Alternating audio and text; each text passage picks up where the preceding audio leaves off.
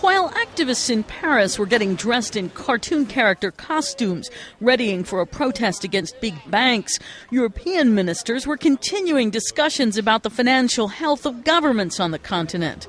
They'd already refused to increase a bailout fund set at 750 billion euros, the equivalent of $1 trillion. As activists shouted slogans on the street, in meeting rooms, ministers were pressuring the economically weaker countries who use the euro as currency, like Spain and Portugal, to get their budget houses in order.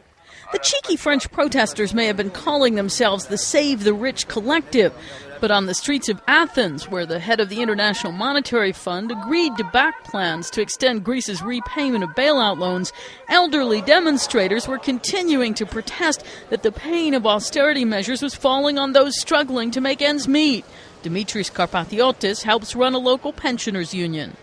They brought all pensioners to destitution. We fight these policies which serve other interests.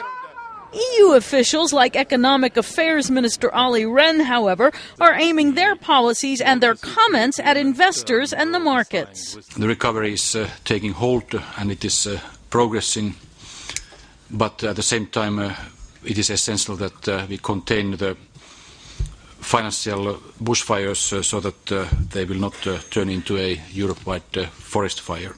Back in Paris, the demonstrators were urging people to pull their money out of big banks, who they blamed for the financial crisis, and redeposit it into institutions they consider more ethically responsible.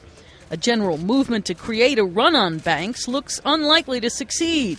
But the fact it's being tried illustrates the growing dissatisfaction with the European financial system that seems to be under fire from many different directions.